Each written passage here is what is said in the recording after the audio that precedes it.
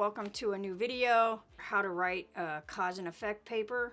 I'm going to do a little outline here. I'm going to talk to the camera, but I'm also going to be typing this and recording this on my screen so I can flip back and forth like I did with some of the other videos. So originally I was going to do lighting effects, like the different types of lighting and its effect on photography. I decided to go for something a little more obvious, and that's COVID-19. And we're all dealing right now with the effects of COVID-19 on our relationships, on our potentially our physical health, our mental health. So it seemed like an obvious choice for a topic. So I'm calling the paper, for lack of imagination, because I just realized I probably ought to have a title, The Destructive Effects of COVID-19. So my introduction is simply this. On Monday, February 22nd, 2021, President Joe Biden and Vice President Kamala Harris presided over a memorial for over 500,000 American souls lost to the pandemic. He made a brief speech about the nature of grief and the process of healing. This moment marked one of the major effects of this pandemic, loss of human life. COVID-19 caused devastating effects throughout the world, and more closely in America, especially physically or medically, emotionally, and economically. So that's my thesis. So I opted to do a listing thesis. So I'm covering 3 things. You can cover as many as you want. You should, basically the assumption is 3 at least makes a row. But you can do more. You shouldn't do less. And so then each body paragraph will cover either the physical effects of COVID, the emotional effects of COVID, and then the economic effects of COVID. And if I list them in that order, I need to make sure I cover them in that order. You never want to turn around and cover it in a different order, because when you do that, it makes you less reliable as a writer. The readers need to believe that what you're going to follow your own roadmap. And when you make a list of things you're going to cover and you don't follow the list, then we're going to potentially question anything else you say in that paper. I have my introduction, which I already read to you. Then my topic sentence for the second body paragraph is, for the first major effects of COVID-19 are physical. It's a pretty generic thesis statement or topic sentence. So the first thing I'd want to do is, what is COVID-19? I need to explain what it is. And so I might even ask that question before we get started. What is COVID-19? And so I would want a medical definition. I don't want to just go online and find any old definition of it. I want to make sure I'm getting how doctors, how the CDC, the WHO, whoever it is, how they define what COVID-19 means. Because I have no idea how many H's and N's have to be in a virus for it to be something other than SARS or one of the other H1N1 type H2. I mean, it's the number of H's and N's that determine the virus, and I don't know anything about that. So I would want a medical definition of it. Some of the more serious effects of COVID-19 include, and I would list some of those major effects. I didn't do the research ahead of time, but what are some of the sources I could go to? I might go to Mayo Clinic. I could go to the WHO or the CDC, because those kind of resources are current, they're kept up to date, and they're going to be factual. Because right now I'm dealing with factual evidence. And so we're going to look at 2 different types of evidence. There's the factual evidence, what we know about it based on research, And then we have the professional experience or opinion, and that might be Dr. Fauci's opinion on it, or another doctor that people know and respect and would get their input on it. It's based on their experience of treating patients and working with the disease, but it's still, when they're just talking about it, it's still professional opinion. And so it's a good idea to have both. You want the data, but you also want a more personal view of it. And the data is, well, 500,000 people died and 3,000 people a day are dying, but the doctors talking about it, the nurses talking about it, their personal experience of what it's like to hold somebody's hand while they're passing away, what that's like for them, because they're the last thing that this person is going to see, and they can't even take the equipment off so they can see them face to face. They're looking at somebody almost in an astronaut suit, and they're not even feeling somebody's hand when they die. That's the reality of it. And so we can have the numbers because, wow, that's powerful, knowing how many people have been affected. But then you see the personal reality of it, and that's what's important, that we don't lose track of. These are human beings. This is somebody's mom, this is somebody's dad, this is somebody's friend, this is somebody's aunt, uncle, cousin, whoever. But we want to make sure we still have that human touch. So when you write, you should include both of that. And so you can go to databases. I mean, that's one of the first places I go to, and that's why I had you do the research there, because they have magazines, newspapers, and they have like the American Medical Association's journal. They're going to have those articles too. So you can get a smattering of information from those resources as well.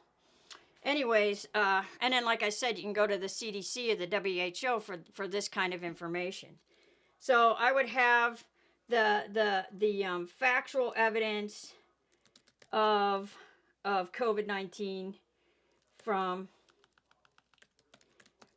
reliable sources like CDC, WHO, etc., or even something closer like Mayo Clinic.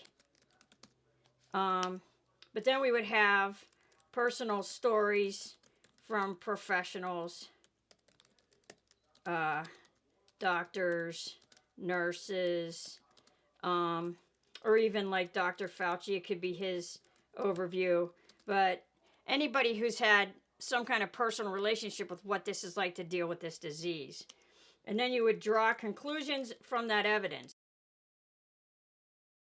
So, you've read the whole article. You're only giving us a piece of the article. So you need to make sure that whatever you want us to learn from this information, you need to hit home with what it is you want us to go away with. So make sure whatever views you're hoping we get from the factual evidence and these personal stories, you have to make sure you bring those concepts together for us. And then you have some kind of transition, and it could be something as simple as, however, the physical damage produced by COVID-19, you can tell I'm writing this on the spot, is not the only effect. And then I would start my next body paragraph. And so my next topic sentence would be, let's see, what do I have here? Another effect of COVID-19 is the emotional ramifications of the disease. What I can say is, what I've heard, COVID-19 is increased levels of anxiety, drug addiction, and suicides. Suicide rates, I might want to add. And so once again, I would need to get evidence of this. And so what are some of the places? So I would want factual evidence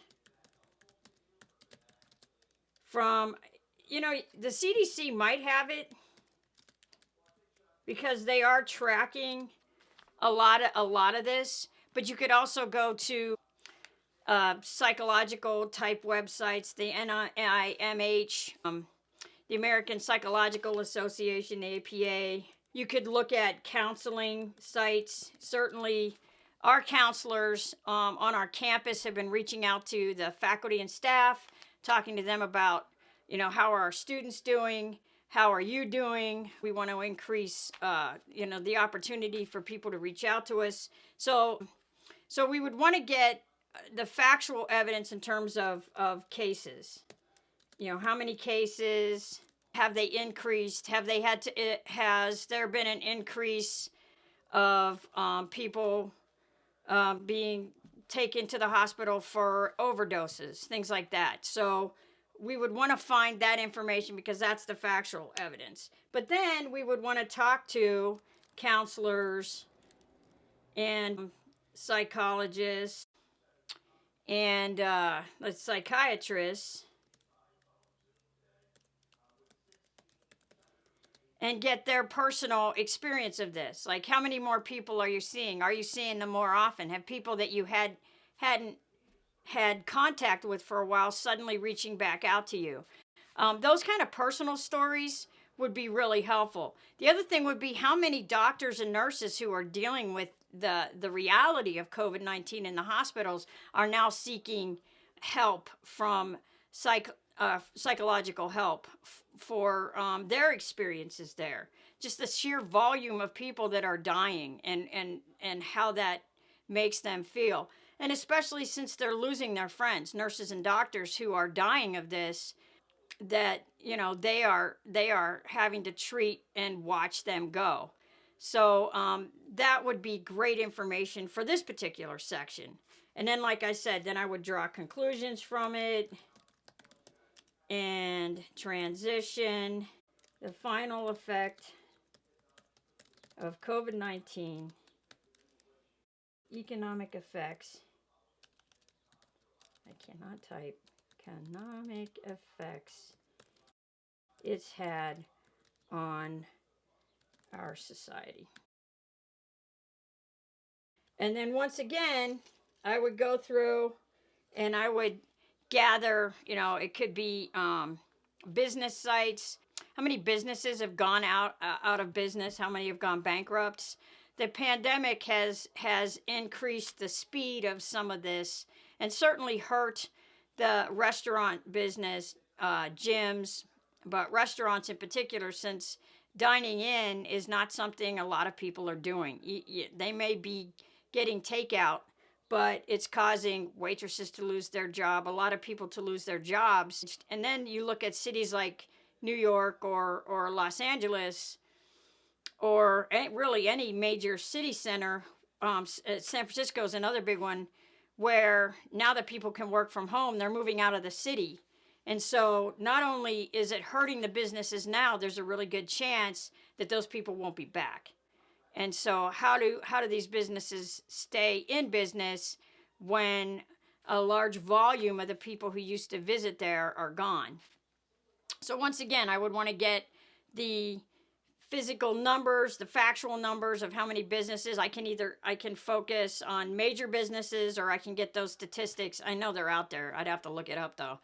And then I would want to get some of those stories. It could be especially the mom and pop places that have been affected by it, where you have somebody that they've been in business for 25, 30, 40 years, and now all of a sudden their whole consumer base dried up and they've lost their business. There's also the loss of homes, not being able to pay rent or feed your family.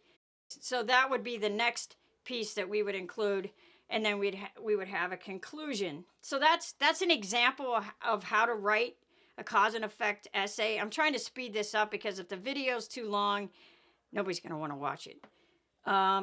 Please feel free to reach out to me if you have any questions. Otherwise, thanks for watching, and I'll see you in the next video.